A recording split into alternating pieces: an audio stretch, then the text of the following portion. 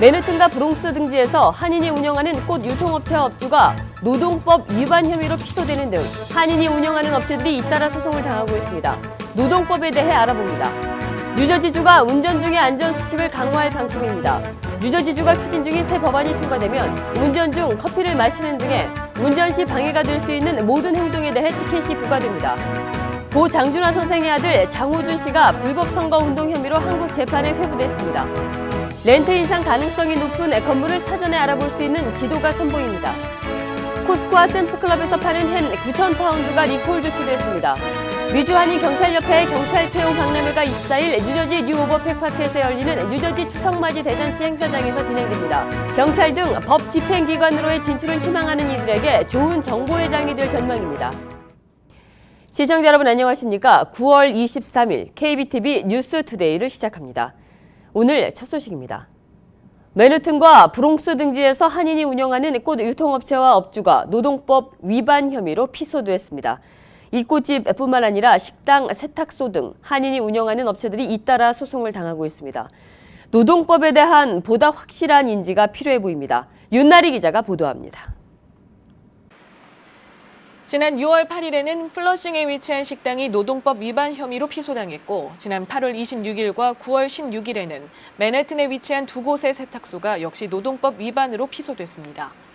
이렇게 한인 업주들이 운영하는 업소들이 노동법 위반으로 소송을 당한 가운데 이번에는 한인이 운영하는 꽃집이 또 피소됐습니다. 이들 업주들이 문제가 되는 부분은 모두 근무수당 혹은 근무시간 중 자리 이탈에 관련된 내용입니다.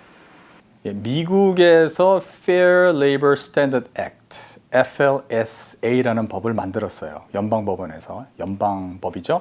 그러니까 모든 주에서 다 apply가 되는 법인데 그 법에 의하면은 한 주에 hourly salary를 받는 직원들은, 그러니까 시간당 차지를 받는 직원들은 40시간이 넘을 적에는 1.5 time salary를 꼭 줘야 된다는 것이 그 법입니다. 그렇게 만약에 안 했다라고 할 경우에 거기에 대한 페널티가 상당히 있을 수 있습니다. 김봉준 변호사는 이 시간에 근무수당을 지급하지 않았을 경우 오히려 2배의 과징금을 배상해야 돼 결국 3.5배의 임금을 지급해야 한다고 말했습니다.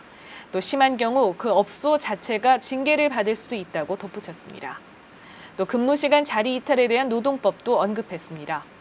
미국의 스탠더드는 reasonable accommodation입니다. reasonableness, 어느 정도 fair한 상황에서는 그 직원이 화장실을 가든지 잠깐 어디를 가든지 자기의 일을 뭐 하든지라는 것은 우리가 accommodate를 해줘야 된다는 것이 스탠더드가 돼 있어요. 그럼 40시간을 일주에서 일하는데 10시간을 자기의 시간으로 쓰고 뭐 일들을 했다라는 것이 있으면은 그럼 그 10시간에 대해서는 꼭 우리가 레코드로 가지고 있어야 되겠죠. 그 레코드를 가지고 있다는 것이 상당히 중요한 비즈니스 센스와 또 나중에 법적 소송을 당하지 않을 기초가 되실 겁니다.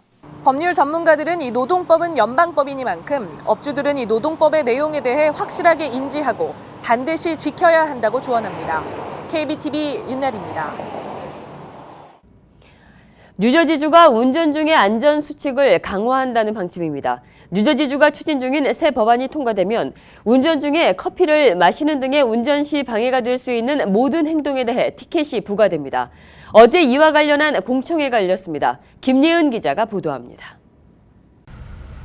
지난 8월 뉴저지주는 운전자가 차량 운전 시 커피를 마시는 행위가 적발될 시 티켓을 부과할 입법안에 대해 발표했습니다. 어제 이 입법안을 두고 뉴저지주 교통부가 공청회를 열었습니다. 이날 열린 공청회에는 미국 연방교통안전위원회도 참석해 치명적인 교통사고를 일으키는 주요 원인도 화두에 올랐습니다.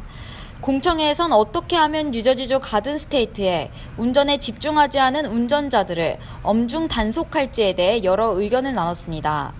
주 입법부 측은 이 법안이 운전 중 커피를 마시는 운전자에게 벌을 주는 것에 초점을 맞춘 것이 아닌 안전운행에 방해가 되고 운전과 관계없는 어떤 행동이든지 티켓을 부과하는 법안이라고 설명했습니다.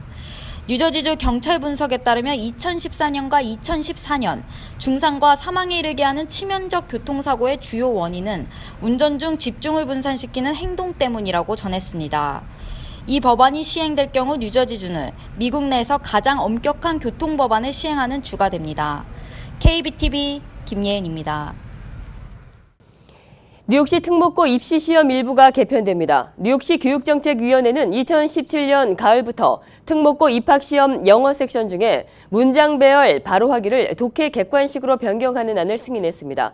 이는 기존 문자 배열 바로하기가 공립학교에서 가르치지 않는 부분이라는 지적에 따른 것입니다. 고 장준하 선생의 아들 장호준 씨가 불법 선거운동 혐의로 한국 재판에 회부됐습니다. 서울중앙지검 공안이부는 공직선거법상 국외선거운동 방법 위반 및 탈법 방법에 의한 문서 배부 혐의로 22일 장 씨를 불구속 기소했습니다. 장호준 씨는 미국의 영주권자로 미국 영주권자가 한국 선거법을 위반한 혐의로 한국 검찰에 의해 기소된 일은 이번이 처음입니다. 현재 커네디컷주 유콘 스튜어트 한인교회에서 목회자로 활동 중인 장호준 씨는 지난해 12월부터 올 4월 총선 전까지 미주 지역 신문과 인터넷 등의 특정 정당과 현 정부를 투표로 심판하자는 등의 내용이 담긴 광고를 10여 차례 게재한 혐의를 받고 있습니다. 시민권 신청자들은 앞으로 서류를 제출할 때 사진을 첨부하지 않아도 됩니다. 이민서비스국은 어제부터 시민권 신청 절차를 간소화하고 신청자에 대한 개인정보 확인 절차를 강화하기 위해 시민권 신청을 전자처리한다고 밝혔습니다. 시민권 신청을 전자처리할 경우 사전 생체정보 제공 시 사진 촬영도 함께 진행되기 때문에 추가로 사진 제출을 하지 않아도 됩니다. 렌트 인상 가능성이 높은 건물을 사전에 알아볼 수 있는 지도가 선보입니다. 건물에 대한 렌트 인상 위험성을 예측할 수 있는 퇴거 경보 프로젝트 지도는 서민아파트 옹호단체인 지역주택개발협회가 론칭한 것으로 렌트 폭등이나 세입자 퇴거 위험이 높은 건물들을 색깔로 나눠 표시했습니다.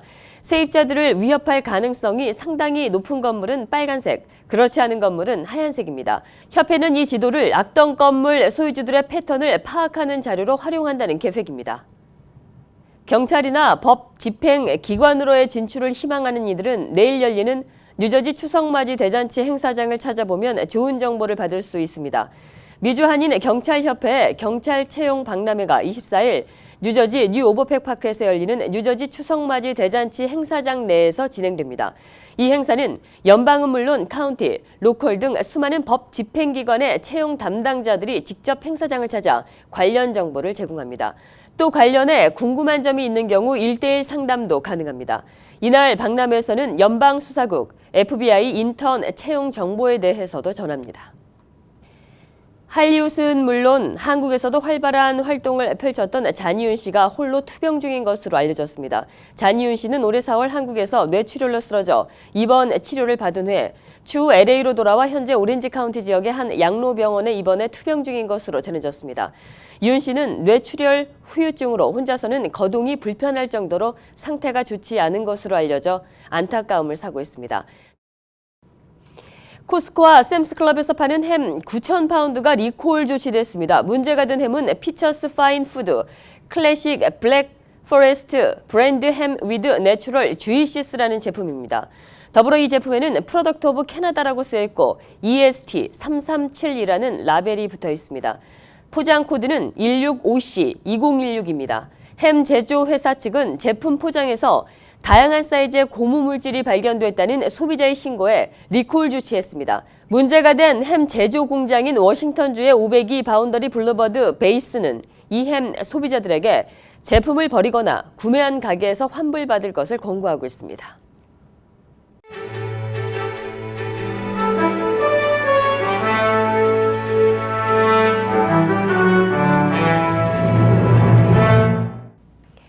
한국 전통과자들이 미국에서 인기를 끌고 있다는 소식입니다. 한국농수산식품유통공사 AT 뉴욕지사 신영곤 지사장님 전화로 연결돼 관련 소식 듣겠습니다. 신영곤 지사장님, 안녕하십니까? 예, 안녕하세요. 저 신영곤입니다. 네네. 그 한국 과자가 유행이라면서요. 어느 정도 인기가 있는 건가요? 예, 뭐, 덕분에, 그, 지난해 대비 저희들 한 25% 정도 증가돼가지고요. 그, 어느 때보다도 우리 뭐 한국산 그 과자류가 인기가 가장 높은 편으로 뭐, 수입이 되고 있어, 일반 소비자들인데 뭐 이렇게 판매되고 있습니다. 네네. 구체적으로 어떤 과자가 인기가 있습니까?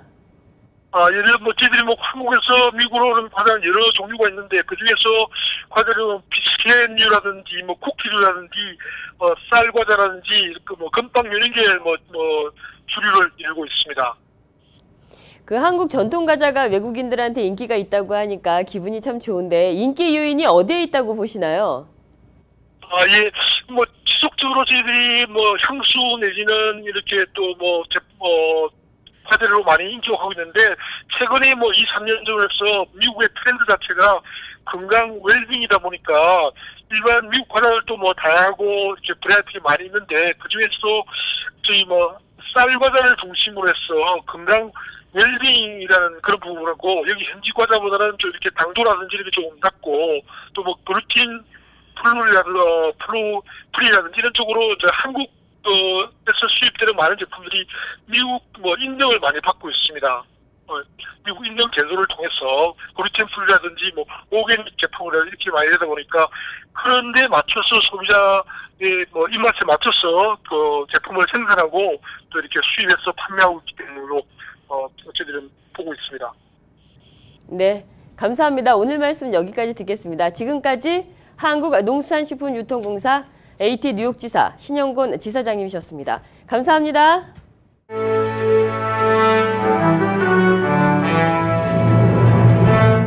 사건과 사고입니다. 지난 토요일 밤 21살의 뉴욕대 여대생이 맨해튼 미드타운에서 택시로 보이는 차량에 탑승했다 구타와 성폭행을 당한 사건이 발생했습니다.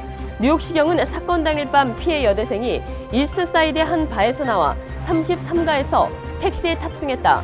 남성 운전자로부터 얼굴을 가격당하고 성폭행을 당한 뒤 이스트 12가와 3에비뉴에 내려졌다고 밝혔습니다. 현재 경찰은 피해자인 21세 여대생이 탑승한 차량이 진짜 택시밴인지 아니면 택시를 가장한 일반 차량인지 불분명하다며 조사 중입니다. 어제 오후 뉴저지 유니온 인근에선 가든 파크웨이를 달리던 스쿨버스에서 불이 나는 아찔한 일이 있었습니다. 학생들은 불이 나기 전에 학교 버스의 난간 뒤로 대피해 인명피해는 없었습니다. 소방당국은 이 버스에서 난 불이 차를 모두 태울 정도로 규모가 컸으며 자칫하면 인근 숲까지도 번질 수 있었다고 전했습니다. 다행히 불은 금세 사그러들었습니다. 화재의 원인은 아직까지 밝혀지지 않았습니다. 오늘 새벽 4시 30분 맨해튼 미드타운에서 뺑소니 사고가 발생했습니다. 뉴욕시경에 따르면 피해자는 웨스트 40번가와 8번 에비뉴가 만나는 교차 지점에서 자전거를 타고 가다 트럭에 치였으며 운전자는 그대로 달아났습니다. 피해자는 왼쪽 다리에 중상을 입어 현재 치료 중에 있습니다. 이 사고로 오늘 아침 인근의 도로는 통제됐습니다. 뉴욕과 뉴저지에서 발생한 폭탄 사고 때문인지 경계가 한층 강화된 모습입니다. 어제 뉴저지 리지우드역에서는 수상한 상자가 발견돼 역 주변이 모두 폐쇄됐습니다. 출동된 경찰들에 의해 조사가 진행됐는데 문제의 상자 안에는 한 켤레 신발이 들어있던 것으로 밝혀졌습니다. 이 소동으로 뉴저지 트랜짓의 열차들이 모두 운행을 중단했다. 아침 10시 30분에 재개되고 열차는 뉴욕 뉴저지 양방향 모두 1시간가량이 지연됐습니다. 라가디아 공항 B터미널 역시 어제 저녁 폐쇄가 됐다가 재개됐습니다. 항만청은 터미널 근처에 주차되어 있던 버려진 차량을 조사하기 위해 터미널을 폐쇄했다고 밝혔습니다. 조사 당시 터미널은 폐쇄됐으며 주변 교통은 모두 우회 조치됐다. 몇 시간 뒤 재개됐습니다. 항만청 측은 버려진 차량에 대해서 아직까지 언급을 하지 않았습니다. 어제 LA에 거주하는 한 고등학생이 동료 학생 및 교사 33명의 이름이 적힌 살해 리스트를 작성하고 총기 난사를 기도하다 경찰에 붙잡혔습니다. 샌버디노 카운티 경찰국장에 따르면 경찰은 아들의 행동이 수상하다는 부모의 신고를 받고 출동해 이 고등학생의 방을 압수수색하는 과정에서 동료 학생과 교사 33명의 이름이 적힌 살해 명단과 불법 총기류를 발견했습니다. 학생은 총기 난사를 학교에서 기도할 계획이었던 것으로 전해졌으며 현재 소년원에 구금됐습니다. 경찰국장은 범행 기도 동기를 상당 부분 파악했으나 현재 조사 중이어서 밝힐 수 없다고 말하며 이 고등학생 혼자 범행을 시도하려고 했고 테러 단체 등과는 연계는 없다고 전했습니다. 계속해서 미국 사회와 해외 단신 전해드리겠습니다.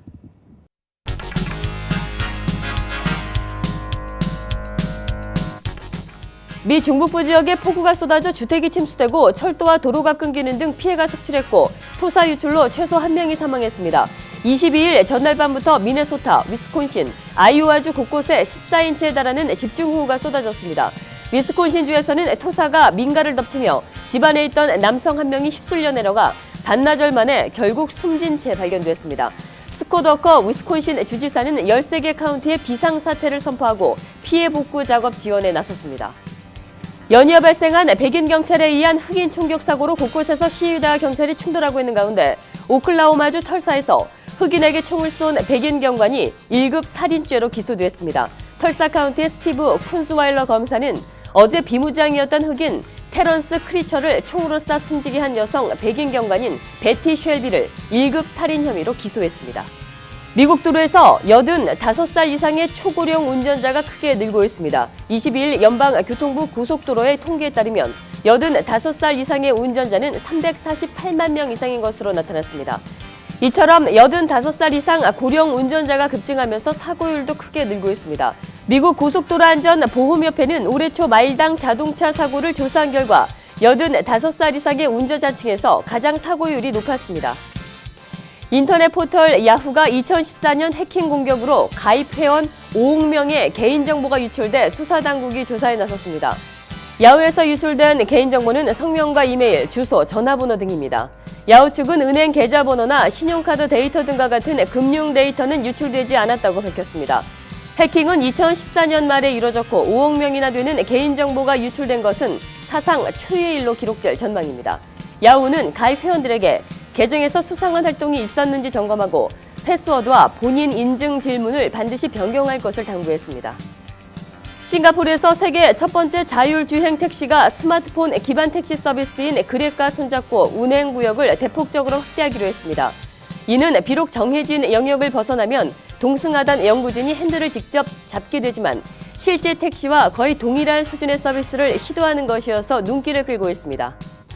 미국에서 팔린 갤럭시 노트 7이 100만 대인 정도임을 감안하면 리콜의 50%가 완료된 것입니다. 한편 리콜을 원한 고객 중에 90%가 기존 갤럭시 노트 7을 새 갤럭시 노트 7으로 교환했고 환불이나 타기종으로의 교환을 원한 고객은 소수였습니다. 세계 최대 소셜 네트워크 서비스인 페이스북이 지난 2년 동안 사용자들의 동영상 광고 시청 시간을 부풀린 것으로 드러나 미국 광고업계가 패닉 상태에 빠졌습니다. 페이스북은 지난달 광고주 헬프센터라는 포스트를 통해 지금까지 사용자들의 동영상 시청 시간이 과장되게 집계됐다고 자백했습니다. 사용자가 3초 이상 동영상을 시청한 경우만 집계하고 3초 미만 시청분은 아예 제외해 시청 시간이 부풀려졌다는 게 페이스북의 설명입니다. 페이스북의 동영상 시청 지표 오류로 광고 회사들이 지금까지 페이스북 광고 효과에 대해 잘못된 판단을 내려 광고비가 과도하게 페이스북으로 몰렸던 것으로 보입니다.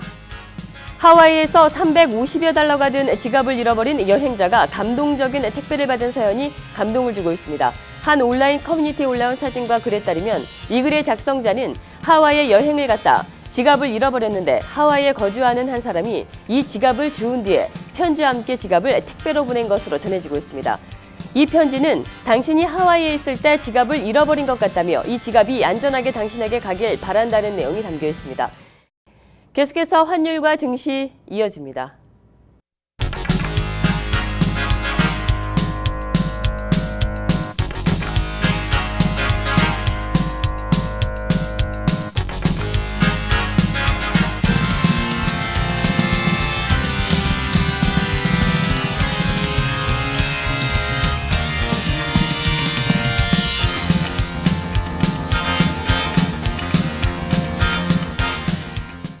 뉴욕과 뉴저지 지역의 날씨 알아봅니다.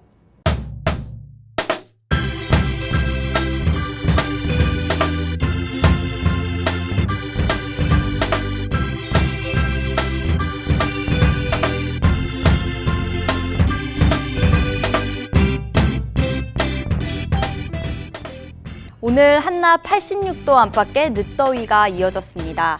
내일부터는 한낮 기온도 많이 내려가 본격적으로 선선한 가을 날씨 시작하겠습니다.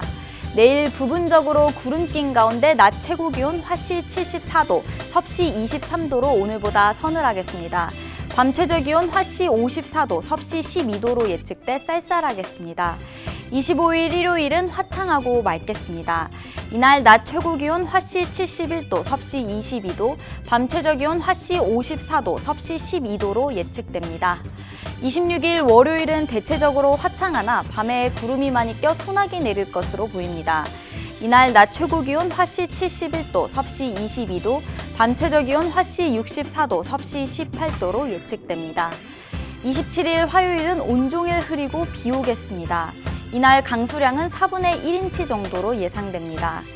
이날 낮 최고 기온 화씨 75도, 섭씨 24도, 밤 최저 기온 화씨 62도, 섭씨 17도로 예상됩니다. 내일부터는 한낮에도 다소 선선하겠습니다. 환절기 감기 유의하셔야겠습니다. 날씨였습니다. 이상으로 8월 23일 보내드린 KBTV 뉴스 투데이를 모두 마치겠습니다. 즐거운 주말 되십시오. 시청해주신 여러분 고맙습니다.